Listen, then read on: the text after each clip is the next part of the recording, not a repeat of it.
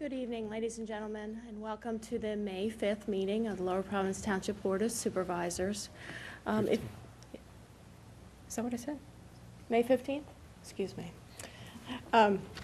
If you could please all rise and join me. First, we're going to have a moment of silence. Today is recognition of Law Enforcement Memorial, and then we'll start with the Pledge of Allegiance to the flag.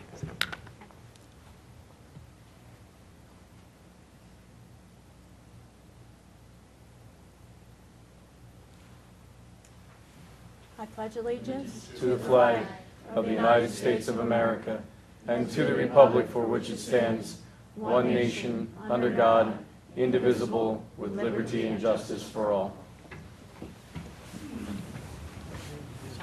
No, it's okay. Okay, Debbie, could you call the roll, please, for us? Absolutely. Mrs. Ekman. Here. Mr. Sergini. Here. Mr. Duffy. Here. Mr. Thomas. Here. Mrs. Zimmerman. Here. Thank you. Okay, after our last meeting, we held an executive session. We discussed legal matters. And then prior to this evening's meeting, we had our regular executive session, and we discussed legal matters as well. No personnel. Okay, so with that, we'll begin with item 1 on our agenda for this evening. That would be the consent agenda. And would someone like to make a motion to accept the consent agenda? I'll make that motion to accept the consent agenda. We have a motion. Do we have a second? Second. Motion and a second. Do we have any questions from board members? Questions from the audience? Hearing none, I'll call for the vote. All those in favor, consent by saying aye. Aye. Opposed? None? Motion carried. Item 2, we have commendations again this evening. We have a presentation of commendations to members of the Lower Providence Township Police Department and a couple citizens. Sure, bud. If you do the commendation parts, okay, do it first. They're in order. How many for the first one?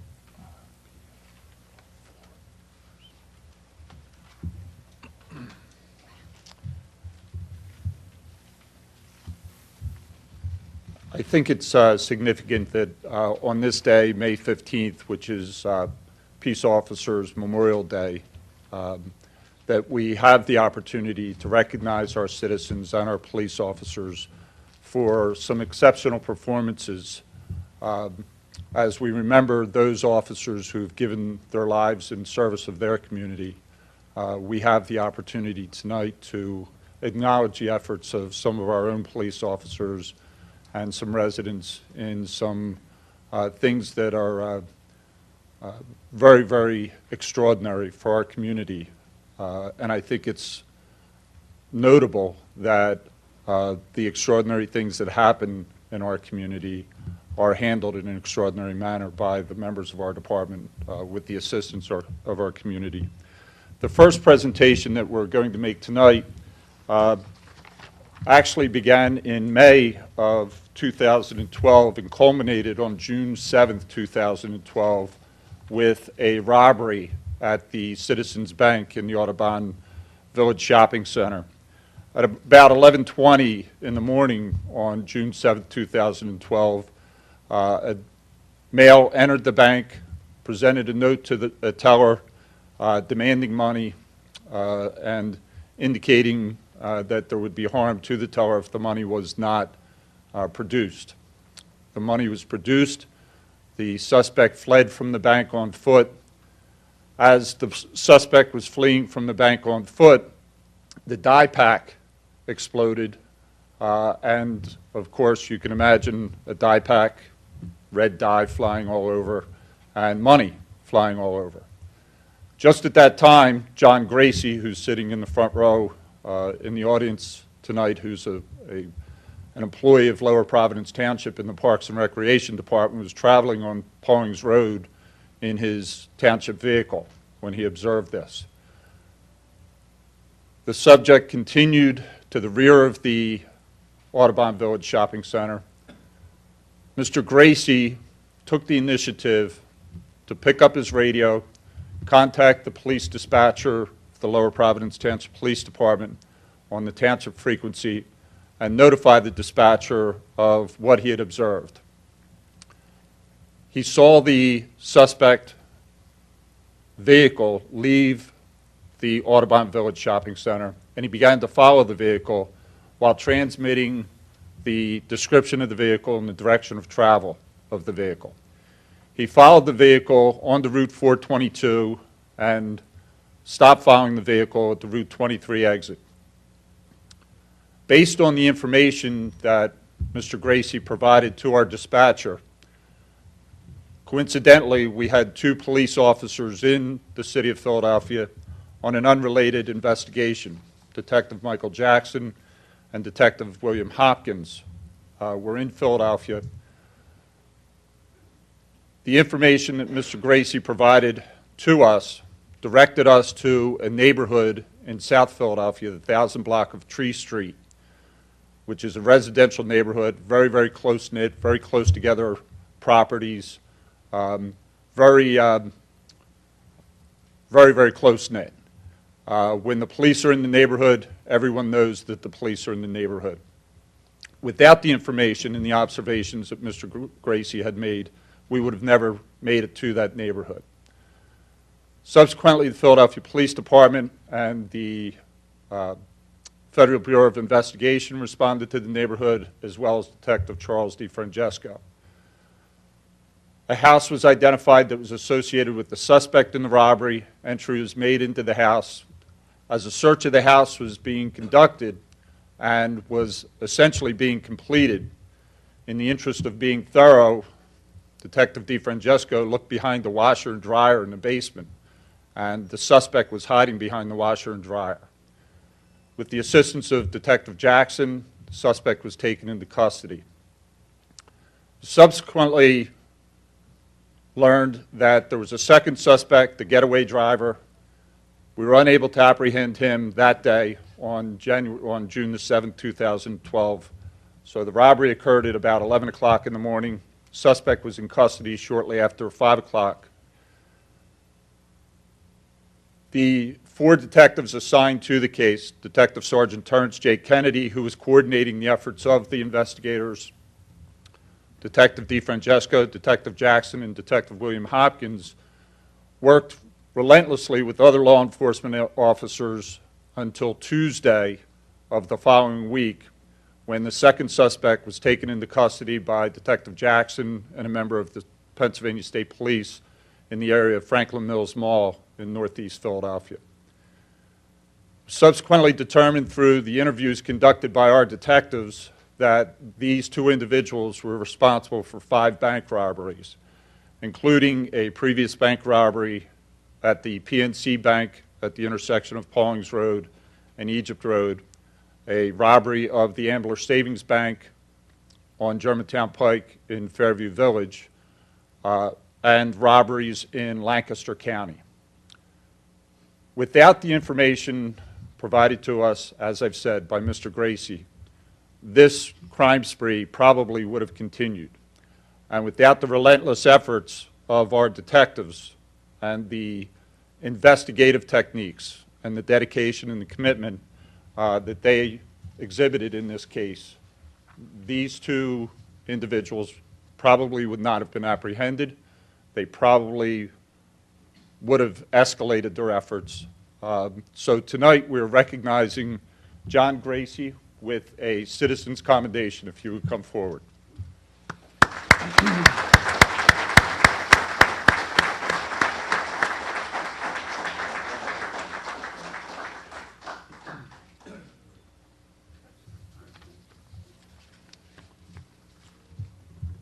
The police officers involved, Detective Sergeant Terrence J. Kennedy, if you would come forward, are being presented with distinguished unit citations. John. Gotta stay there. Yeah. I'll sign your overtime slip. I'm going to take a photo. Okay. Detective Michael Jackson, now Sergeant Michael Jackson.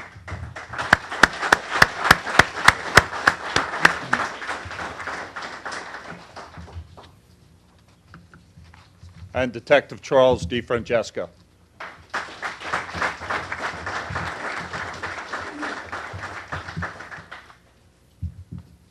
Unable to attend tonight is Sergeant William Hopkins.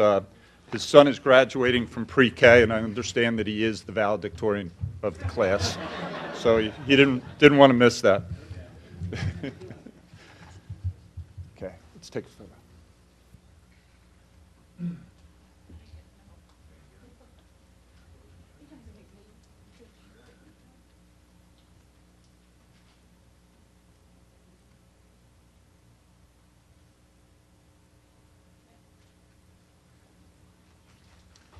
Thank you again.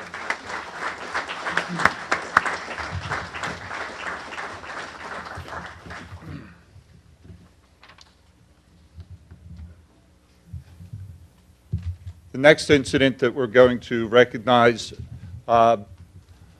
started on December 28th, 2012, when Officer Jeremy Bonner was on patrol at about 9:12 in the morning. I'm sorry, 9:32 in the morning. Officer Bonner observed a door at the rear of the Collegeville Inn in the 4000 block of Ridge Pike that looked unusual. Got out of his patrol car, he investigated. He found that there was a piece of rope tied to the door and that the latch on the door had been taped with duct tape. He looked inside, and there was a large amount of copper piping stacked beside the door. Believing that someone had burglarized the Collegeville Inn and had stacked the piping with the intention of returning, he contacted Sergeant William Hopkins, who was the shift supervisor that day, and Officer Reginald Neely. He met with them. They formulated a plan whereby, instead of just taking a report and contacting the property owner, again, showing some initiatives, showing some creativity, Officer Bonner obtained a covert vehicle, returned to the area, and established a surveillance of the Collegeville Inn. Well, sure enough, at about 10:50 a.m., about an hour and a half later, he observes a vehicle pull into the parking lot after driving around the area, apparently counter-surveilling to see if there were any police cars in the area. Feeling secure that there weren't any police officers in the area, the two suspects in the vehicle pulled up to the back of the building, pulled on the rope, opened the door, and began to load the copper piping. If anyone is familiar, it's a major problem in our area. Scrappers basically stripping out buildings. As Officer Bonner approached the two suspects on foot, they saw him. They got into the vehicle, notwithstanding his commands for them to stop. They fled from the scene. He radioed his observations to his backup officers. Sergeant William Hopkins observed the vehicle going west on Ridge Pike, activated his emergency lights and siren.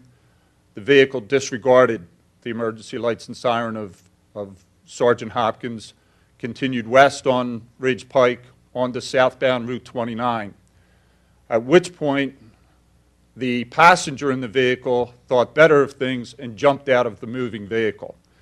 He was subsequently apprehended by Officer Neely with assistance from members of the Collegeville Police Department and the Upper Providence Police Department after a short foot pursuit. Sergeant Hopkins coordinated the pursuit with Officer Charles King trailing him. Officer Robert Cable, once the vehicle went eastbound on Route 422, went southbound on Route 363. Ultimately, the vehicle entered Valley Forge National Historical Park, and those of you who are familiar with the old Kennedy Supplee Mansion went down the dead-end road, realized it was a dead end, jumped out of his vehicle, abandoned the vehicle, and crossed over the railroad tracks as the officers pursued him and jumped into the Schuylkill River and began to swim with the intention of swimming to the other side. Remember, this is December 28th. Reason came about him. The officers advised him to return to the shore. He ultimately returned to the shore and was taken into custody by Officer Robert Cable and Sergeant William Hopkins. For their actions this evening, we're recognizing Sergeant William R. Hopkins, who's unable to be here, Detective Reginald Neely, who's not able to be here. His daughter is graduating from college tonight. Officer Robert S. Cable, Officer Charles T. King, who I would ask to come forward, and Officer Jeremy Bonner. They are being presented with Distinguished Unit citations.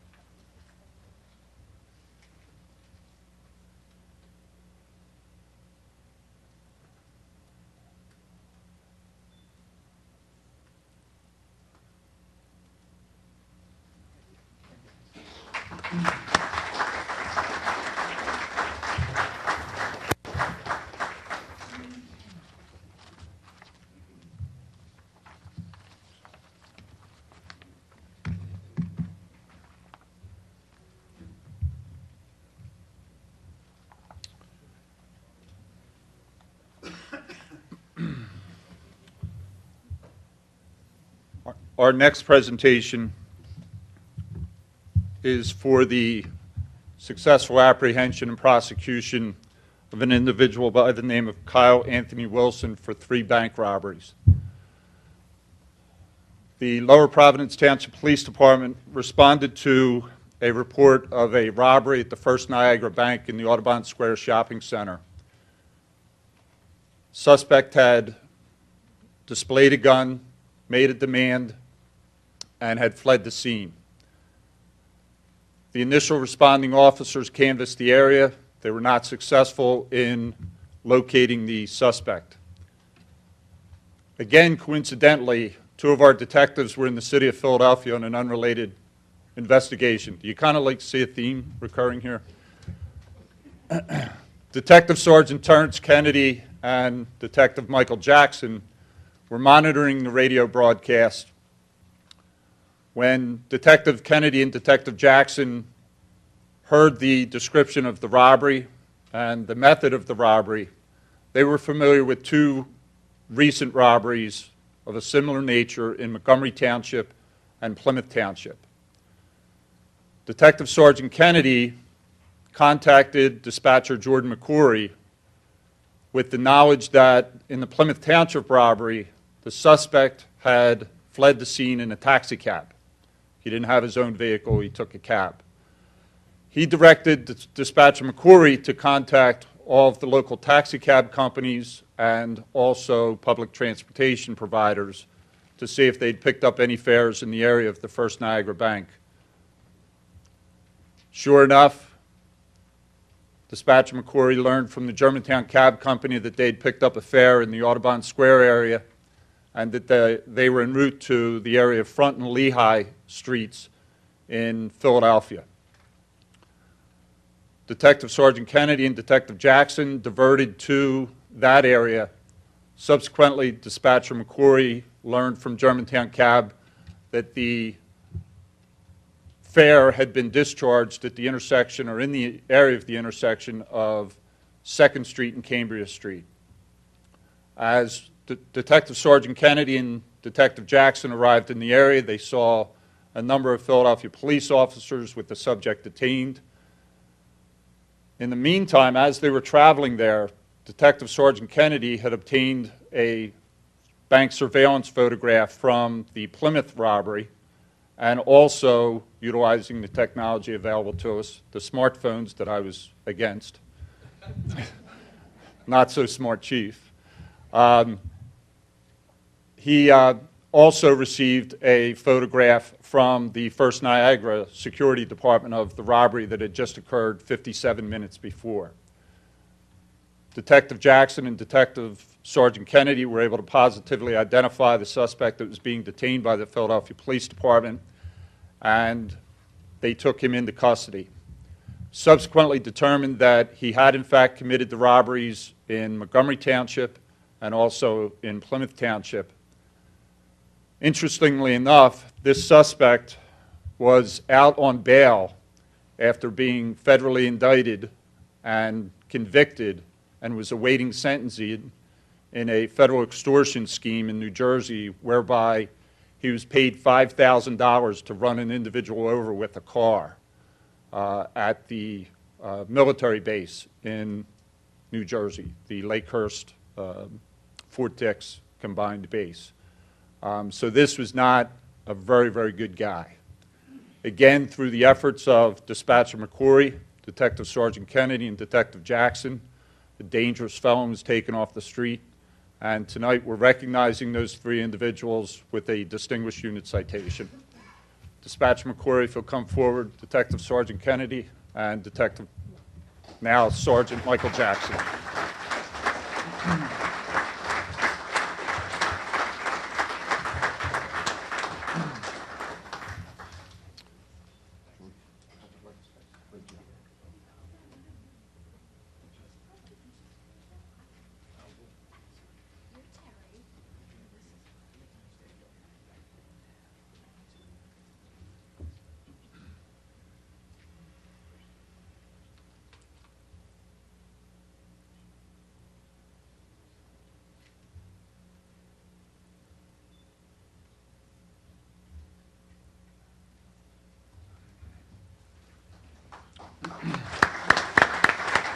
Next is the Slattery and Hine for the Arcola Road.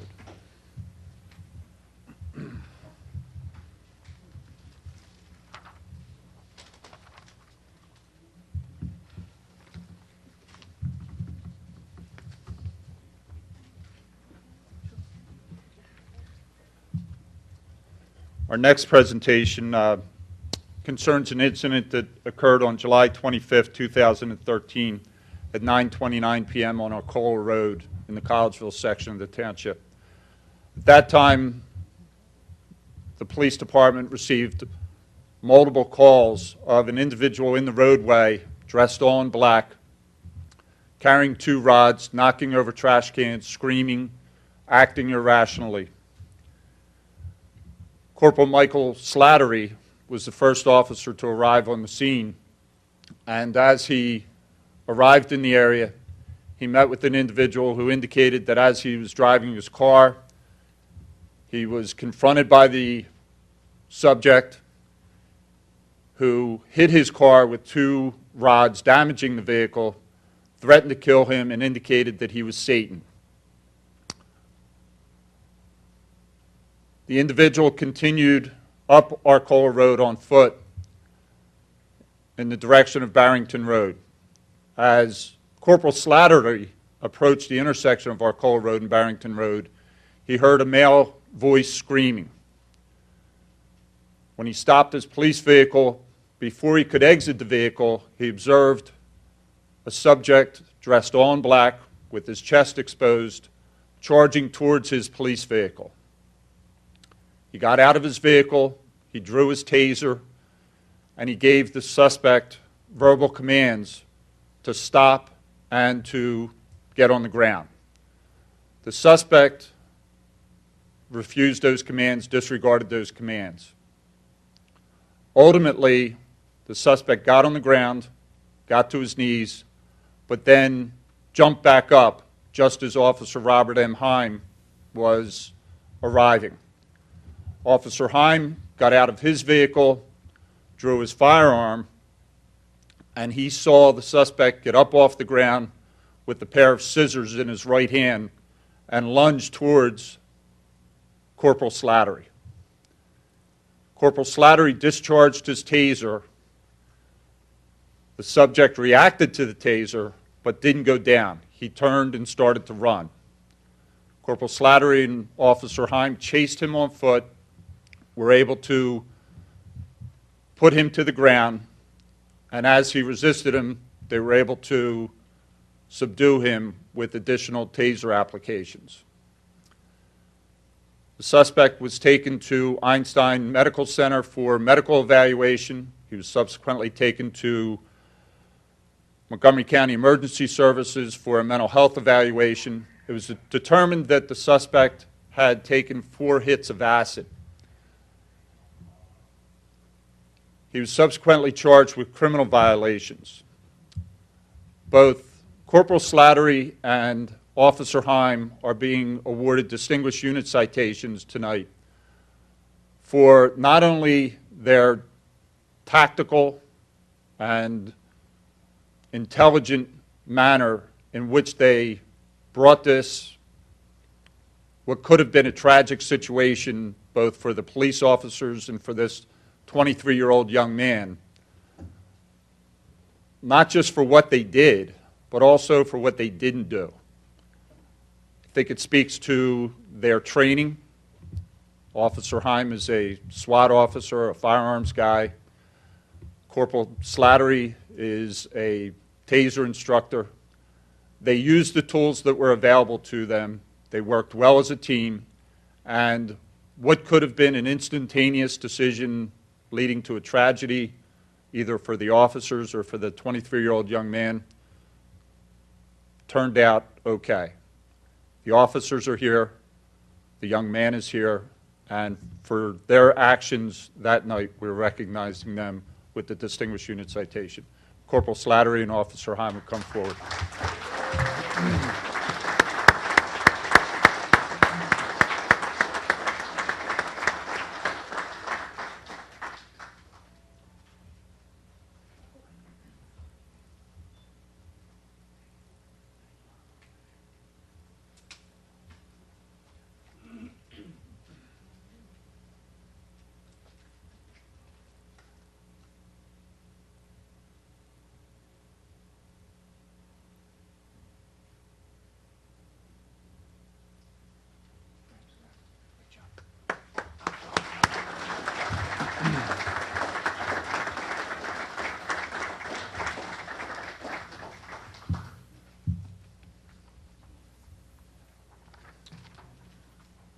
Our next presentation involves 4 citizens' commendations and 2 distinguished unit citations.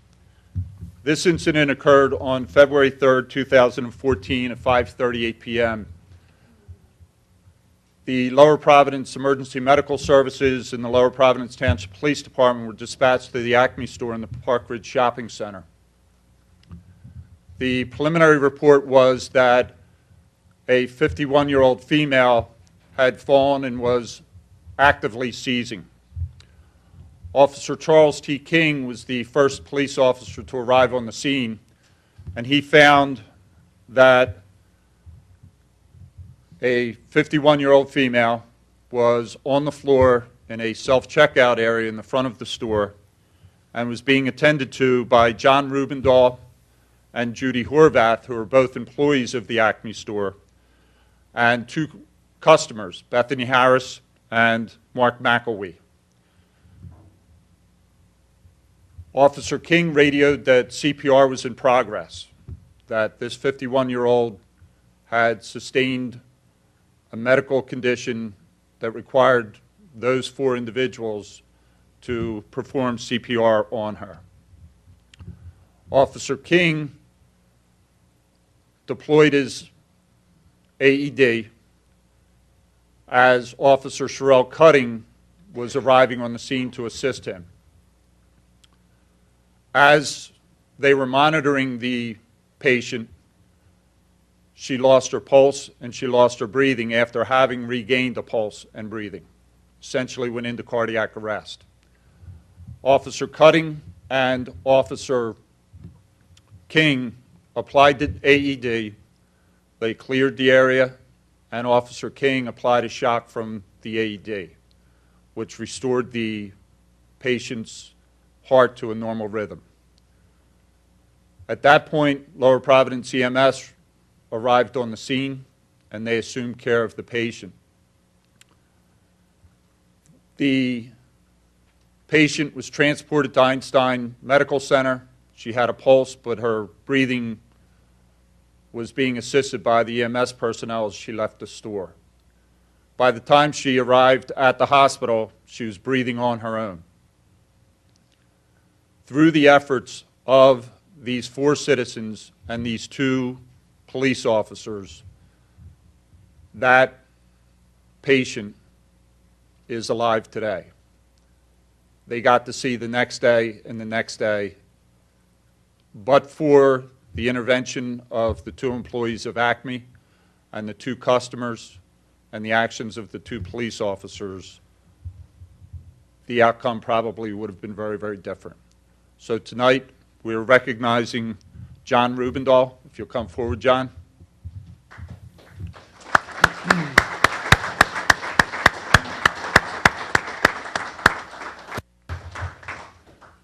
Judy Horvath.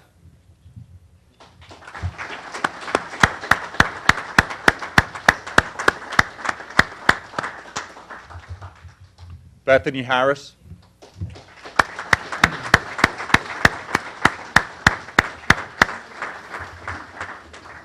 And Mark McElwee.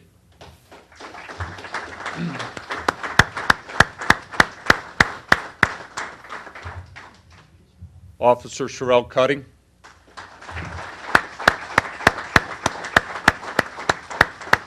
And Officer Charles T. King.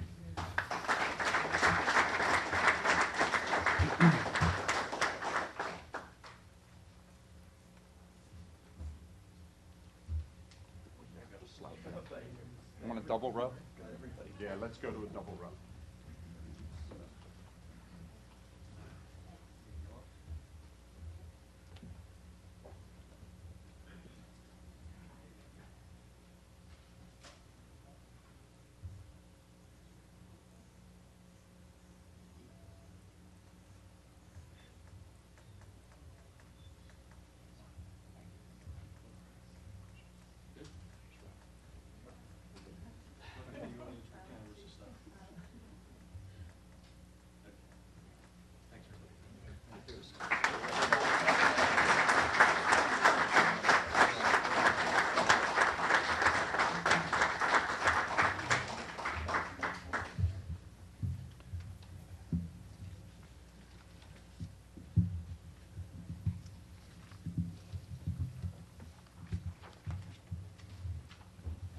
And our final presentation this evening occurred shortly after that particular incident.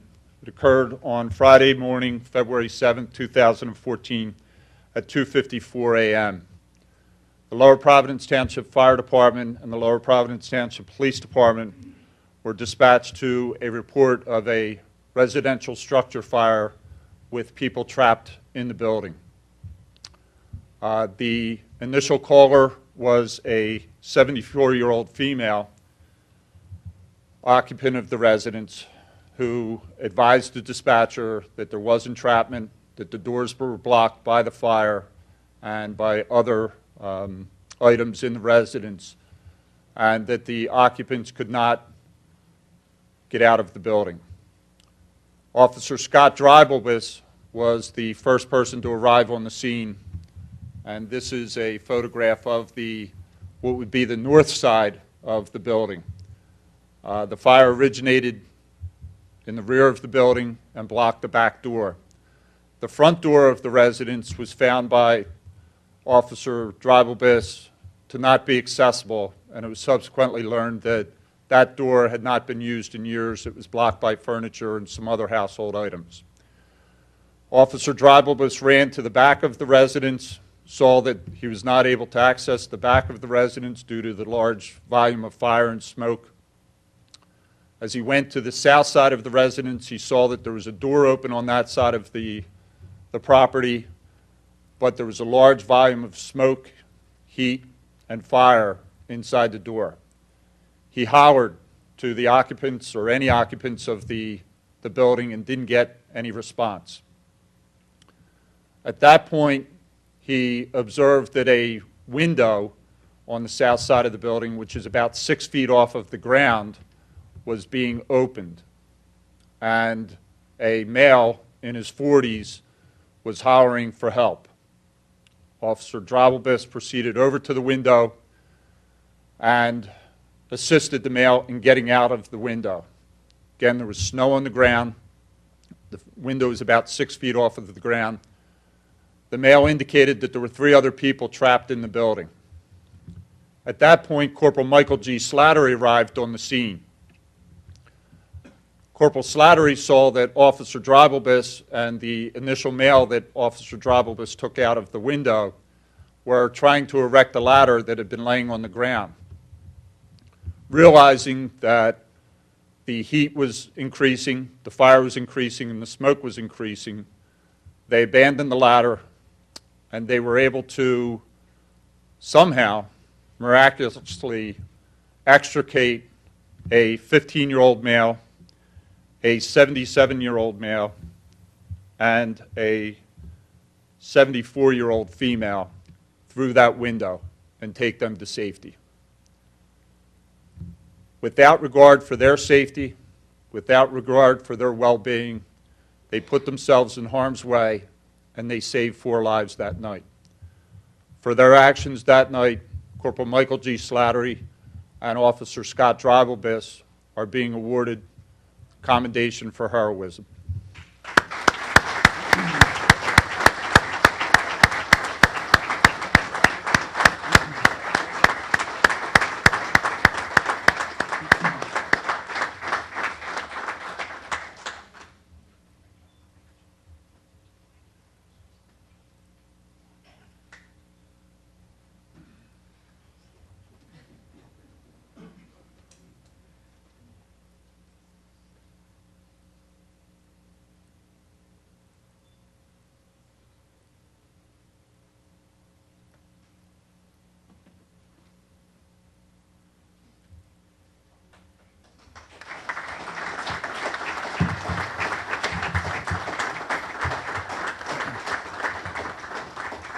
Thank you. As a final note, some members of the fire department are present tonight, and we were fortunate enough to recognize some folks, police officers and firefighters, back at the April 16th meeting for their actions on February 27th at the Audubon Court Apartments, where 7 people were rescued. And I had a conversation with Fire Chief Jim Alexander after that, and he said, "Do you realize that in the month of February there were 11 people rescued from fires that probably should not have survived those fires?" And it's a tribute to the folks that we have here in Lower Providence Township, in the fire department, the mutual aid companies that we have here in Lower Providence Township, and the police officers that we have in Lower Providence Township. So again, I'd like to ask you to join me in a round of applause.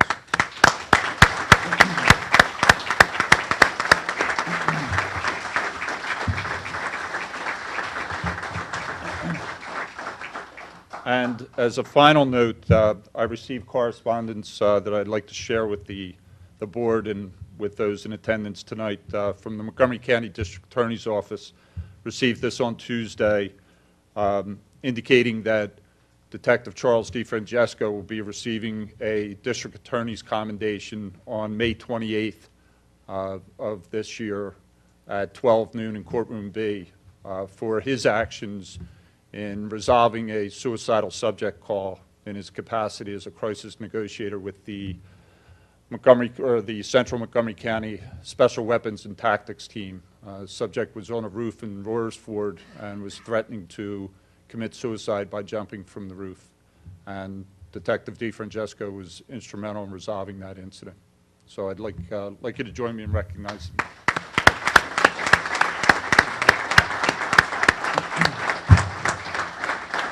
Thank you.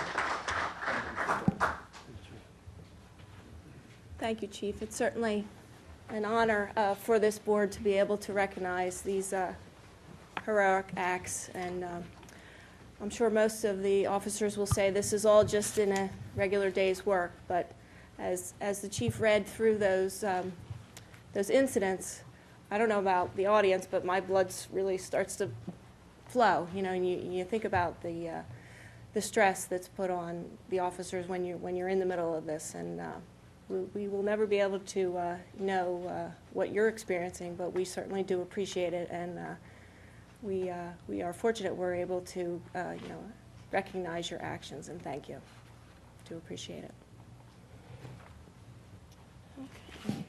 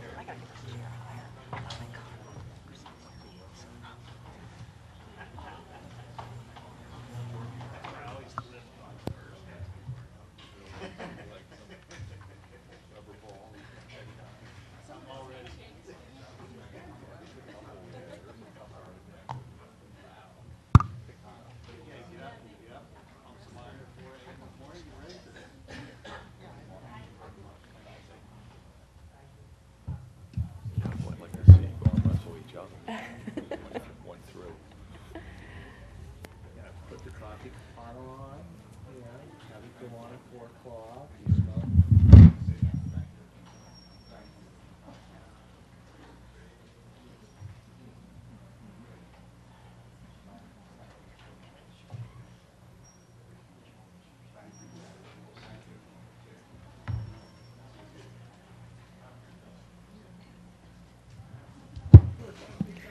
All right.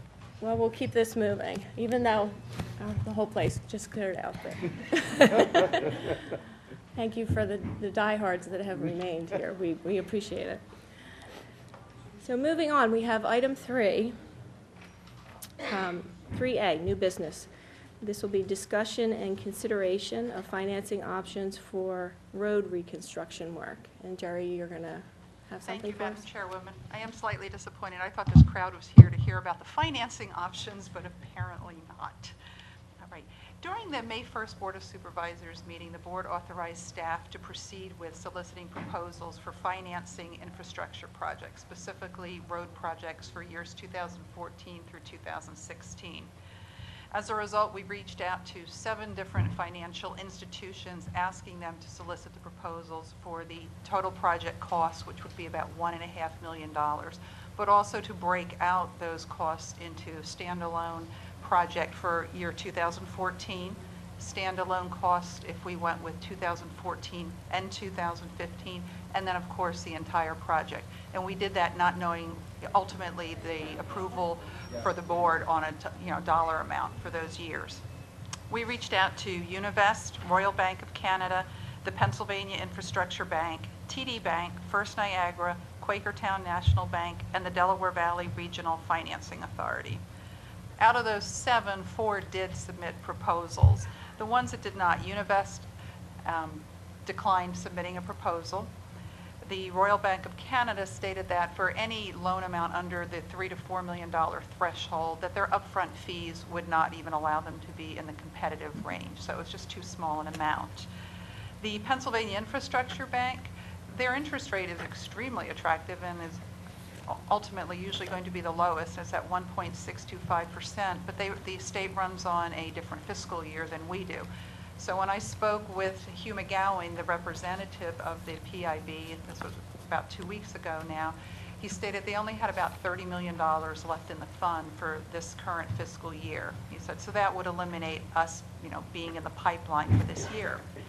He said it's a rolling application period. We're welcome to submit, so then we would be in line for the next fiscal year. So if we were approved, beginning on July 1st at the earliest, there would still be a 5 to 6 week minimum processing period for approval. So that takes us too far out into the summer for us to be able to complete these projects during the school break for summer. So now let me get, if you don't mind, to the banks that did submit. TD Bank submitted a 3-year variable rate of 0.93%, and that's dependent on the LIBOR, so that could change at any point. And it's a 3-year draw period. So in 2014, we would only draw down, picture a home equity loan. It's out there, but we're only going to draw down what we need in 2014. At the end of that 1-year period in 14, whatever amount we have drawn down, then they would convert into a fixed rate 10-year note. And then that rate would be at 2.56% for the fixed rate portion. So the 0.93% is only during that draw period within that individual year. First Niagara Bank also submitted for a similar financial facility, and it's a 3-year variable rate of 1.24%. Again, dependent on the LIBOR, so it could change monthly, highly unlikely, typically doesn't change every 30 days, but it would have to be reset at the end of 3 years, and that's the unknown, where TD Bank stated it would be reset every year to a 2.56% fixed rate. This would be a full open 3-year draw period with First Niagara, and at the end of at 1.24%, and the end of 3 years, we would have to rebid out, and then it would be determined what the rate would be. Again, an unknown. Quakertown National Bank submitted 3 different proposals. One for 5-year term, and that was at 2%, a 7-year term at 2.4%, and then the 10-year term at 2.95%. And that 10-year term is what the township manager had determined what would be the workable financing that our budget could handle. Ultimately, Delaware Valley Regional Financing Authority did submit various proposals. A straight-out 10-year fixed rate at 2.08%. Again, the only other rate that was within that range was 2.2%, but with Quakertown National, but only for 5 years. Delaware Valley also submitted a 10-year rate of 2.182%, with a 5-year reset option, but then that reset option would increase the interest rate to anywhere between 2.182 and 2.186%. So again, the 10-year fixed rate with Del Val was still looking the most attractive at 2.08. Then we had another draw period, which when that was first suggested by Del Val, even before the other banks had submitted that proposal, it seemed really interesting. We'll have that draw period, we'll just draw it down as we need it, and it would decrease our debt service in the first 2 years of that 3-year period. But when Rich and I looked at the numbers when they came in, sure, it would free up some money in the first 2 years of the 10-year cycle, the payment cycle, but ultimately it would cost us a little over $42,000 over the course of the 10-year loan, not freeing up nearly enough money to make it worth that additional expense and interest. That's a recap, basic, but our goal tonight isn't to ask the board to make a decision on this. Rich pointed out to me that the bid opening for the road projects is going to occur on May 29th. So we are respectfully requesting that the board add this to the agenda for the June 5th meeting, because at that point we'll have an ability to fine-tune exactly what our funding needs will be after we open the bids. They may be less, they may be slighter, they may be right on target, but I don't think we're ready to make that decision tonight at this meeting. Are there any questions? Or any comments from the township manager? Jerry, are those rates guaranteed into June? They are 30-day guarantees. Okay, thank you. Yeah, if anything, they might go down. Everybody was predicting the end of the earth today and deflation and all those kind of things. So you may actually see some of these rates go down in the 2 weeks that we can have before we actually award it.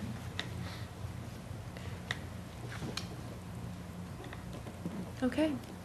Any other questions? Any questions from the audience for Jerry? No? Okay. Thank you, Jerry. We'll be ready June 5th, make a decision. Okay, the next item is item 3B, and this is a discussion of the refuse bid and associated alternatives. And so this might be a little deceiving, the way that's worded on the agenda, but basically, the board has begun to think about options for our trash collection. Currently, we're under a one hauler contract. That contract will be done, February of 2015. And so now is the time period when we need to start looking at alternatives. Is it a time that we do the same thing again and put a bid out and see if companies come in and submit bids and we go ahead with one hauler? Is there other options that residents would prefer? And so we just want to open up the dialogue and begin talking about it. Trash is always a big topic in Lower Providence, and it has been for quite some time. And so I guess we could open up to the board first, and then if residents have any comments, we could certainly go there. But we're not making any decisions tonight. It's just the beginning, and we would encourage anybody that's watching or anybody who may have missed the meeting to submit their concerns or comments to us through email or give us a call. But like I said, it's the beginning of opening up a dialogue about this issue.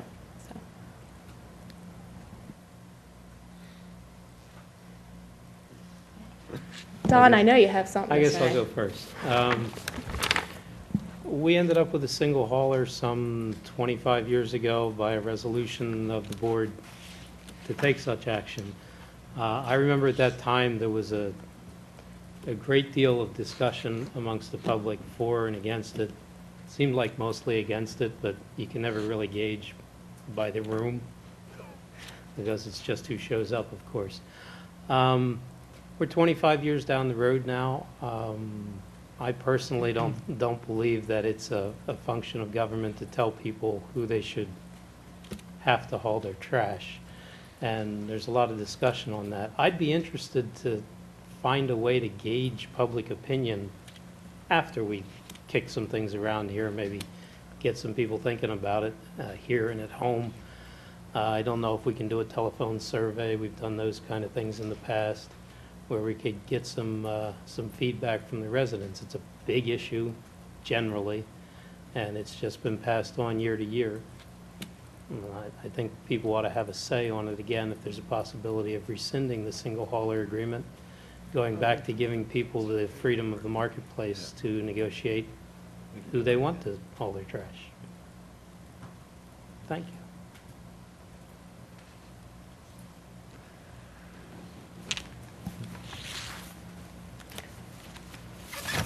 Anybody else?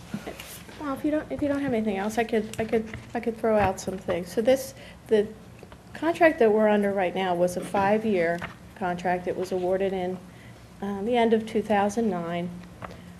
Currently, we have twice a week pickup. We have the recycle once a week. We have the brush and grass clippings once a week, and then you have the bulk item once a week. It's quite a service that we receive, and we've been paying the same amount, I believe, for 5 years, roughly $400. And then there is the per bag option, which we've all kind of talked about it. Most people who have tried and explored the per bag option have found that it is not the less expensive option. So I don't know how many people actually utilize that, but it's certainly an option. One of the other things that they did include in the '09 bid was the 1-month suspension of service. So if you go on vacation for a month or more, you could actually suspend your service so you are not paying during that time frame. But other than that, basically, residents are paying the yearly fee, whether you put out 1 bag a week or 10 bags a week. So. And I think that's an issue for a good deal of our residents, that especially the elderly residents that may have much smaller households. I wouldn't disagree with you that what they get for what they pay is probably a pretty good value. I just question whether we need to mandate that level of service to every resident in the township. And I think a single hauler agreement does that. And in my walking around the township, I've had a lot of people come back to me and say, I generate one bag every 2 weeks. And like you said, the per bag option doesn't seem to work for them. I don't know that it comes out to be any kind of savings. But they feel like they're being forced to pay for much more than they need. And I'm sure that's true with some. With others, well, I know at my house, it's not more than I need. I use the entire service, the brush and everything. But I just feel that a fair market option, a free market option would probably be best served. I'm a free market person. Well, and that inspires the debate between free market economy and the function of government as a public safety and welfare entity. And the fact that a single hauler limits the amount of trucks that are on the streets and in neighborhoods. It cuts down on the intrusiveness of the collection process. It ensures that refuse is picked up. There are a lot of benefits to it, and the board 25 years ago saw that benefit and seems to have worked relatively well over the course of those 25 years. So it's certainly a debate that I'm sure that we'll continue to engage in as we go forward.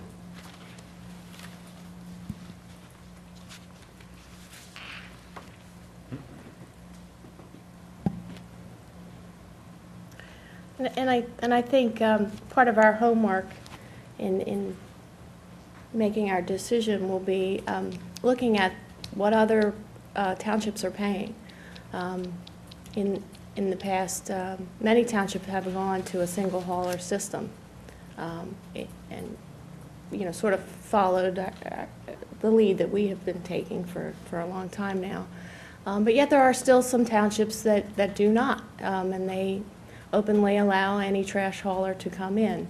I'm curious to see how much people pay in other townships for comparable service, and if from what I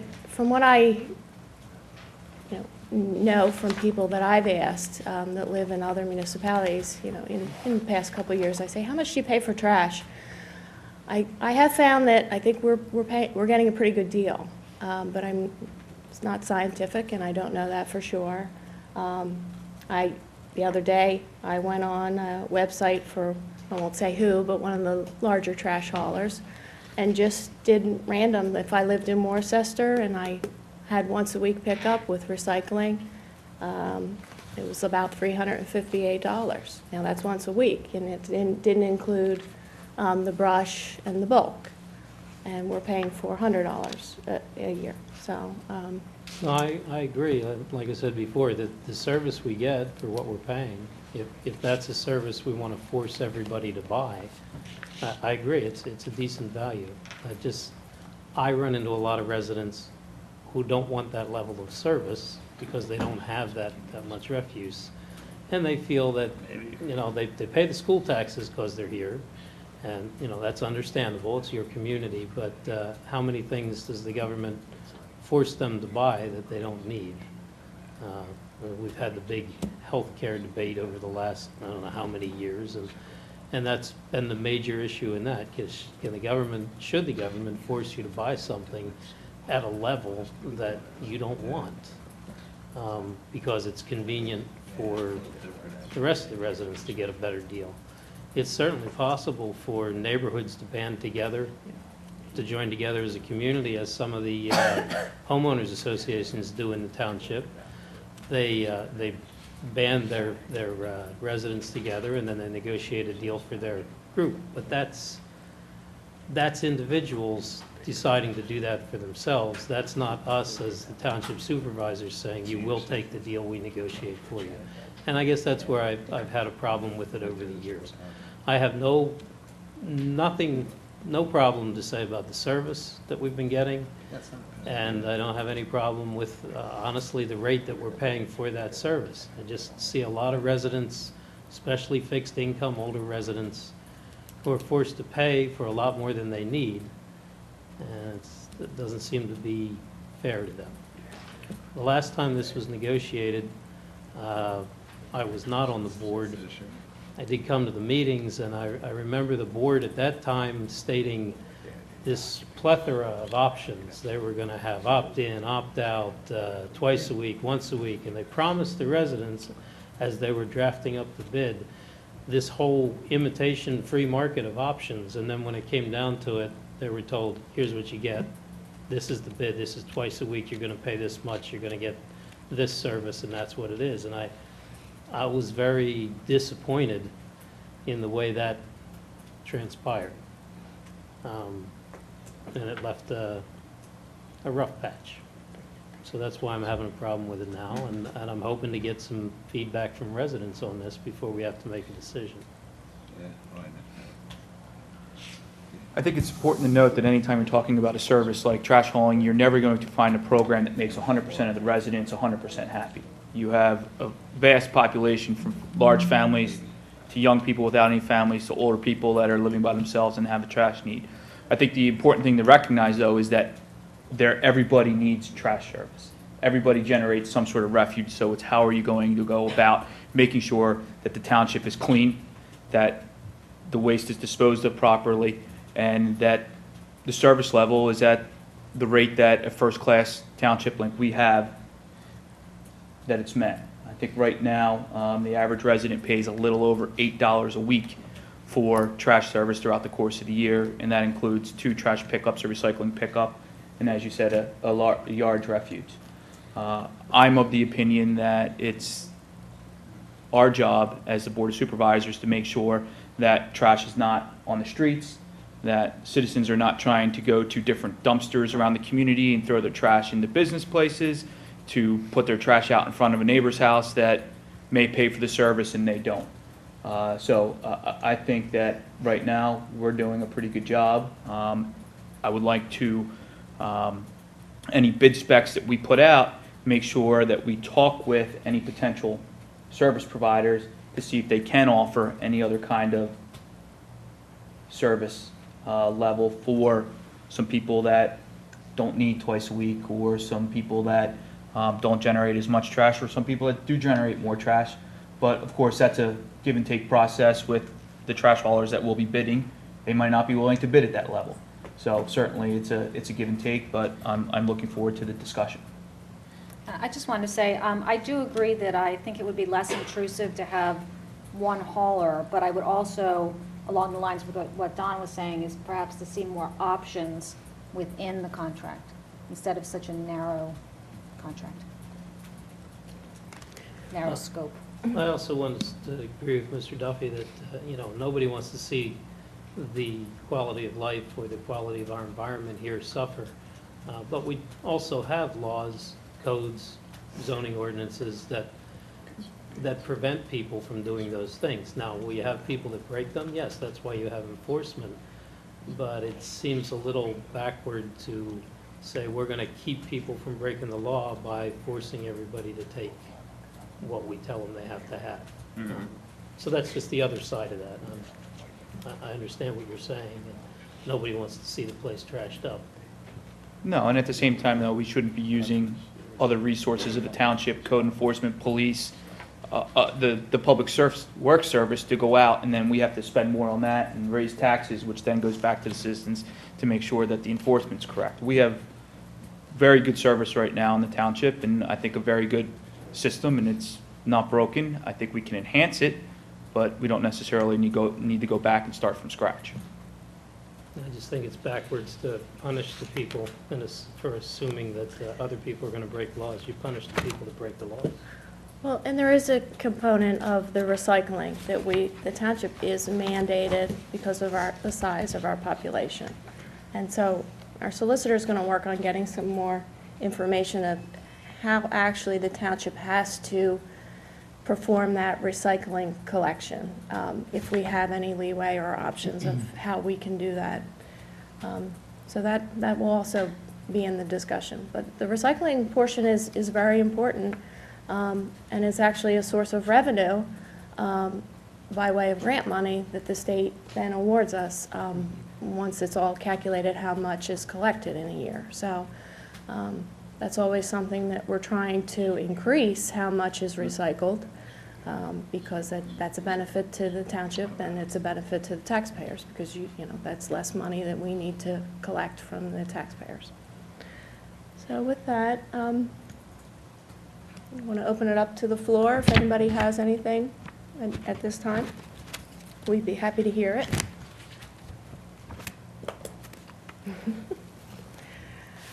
And our big audience. Okay, if not, we'll, I guess we can, maybe we'll say in, not the next meeting, how about in 2 meetings, we can bring this discussion up again, and certainly anybody that's interested in providing us feedback, it would be very helpful. There's also a cost when we go out and have whatever type of, you know, bids prepared. It does cost us money. In this case, we could have, you know, our solicitor prepare the bid, or we could have the township engineer prepare the bid.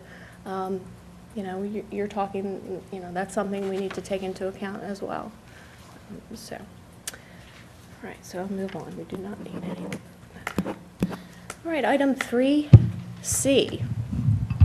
That is a discussion and consideration of the request of the Lower Providence Volunteer Fire Company for a waiver of the fee for a temporary amusement permit. Good evening, board members and Chairman Ekman. My office received a request to waive the permit fees for the upcoming Fireman's Fair for later this month. The permit application that I received had to do with the temporary amusement, and that would be a $25 waiver. Okay. Thank you, Mike. All right. Well, hearing that request, would anyone like to entertain a motion to grant that waiver? I'll make a motion to grant the waiver. You have a motion and a second. Do we have any questions on that? Any questions from the audience? Hearing none, we'll call for the vote. All those in favor, consent by saying aye. Aye. Opposed? None. Motion carried. All right, moving on. Item 4, we have announcements. Our upcoming meetings. Library Board of Trustees will have their monthly meeting on May 19th at 7 p.m. There will be a zoning hearing board meeting May 22nd at 7 p.m. Mike, do you have any items that are on the agenda for zoning hearing board? Yes, there are 3 hearings that will be heard next week. One dealing with a carport to assist with somebody who has some limited mobility. Another one has to do with a interpretation of, for somebody who wants to add a sunroom to an existing deck within some setback limitations. And the third one is for a family that wants to reconstruct a garage that was damaged by winter storms and wants to increase the size of that garage. Okay, thank you, Mike. All residents that are interested in those 3 items are definitely encouraged to attend zoning hearing board meeting. There will be a planning commission meeting on May 28th at 7 p.m. And you do have some items on that too, right, Mike? Yes, I do want to point out that it appears to me that the date, and I'm just noticing this now, that the date is actually incorrect. That the date for the Planning Commission would be this coming Wednesday. Oh, 21st. The 21st. Okay. The agenda is not firmed up, but I believe that there will be 2 items, one having to deal with Panera Bread's application for a drive-through use down in the shopping center, and possibly, and again, this is the one that we're a little bit unsure of at this moment, would have to do with the Oh, okay. Shenandoah Meadows Project 5.2 discussion before the Planning Commission. And we are waiting from the applicant to find out if their traffic engineer will be available to present next week. Okay, thank you, Mike. I'm just going to clarify, we're pulling out our calendars. It looks like the fourth Wednesday is May 28th for the Planning Commission meeting. Okay. So, Then I stand corrected, and I have another week. Thank you.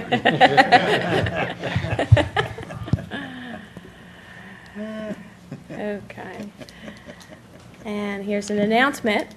The annual Fireman's Fair is coming up. It's going to be held May 29th through June 7th.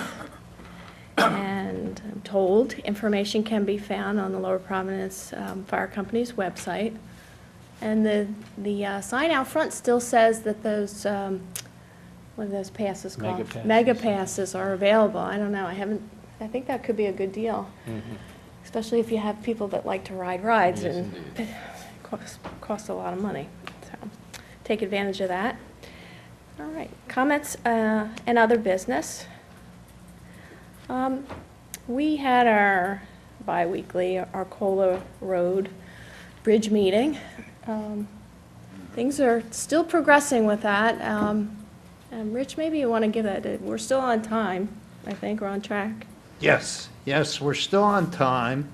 They're proceeding with the right-of-way acquisitions. There's one of our residents that we're working with in order to accommodate that right-of-way acquisition, and the county is too. They expect that their time schedule will be pushed back a little bit on the right-of-way acquisitions, but that will not deter them from bidding it out in June. They still expect to award it sometime in August of this year. And they still expect to have shovels in the ground in September of this year. So that project is still moving along pretty well. Thank you, Rich. It's good news that we're ahead of the original schedule. Although we're still struggling with the traffic inconvenience, but we're working on it. Any other comments from the board?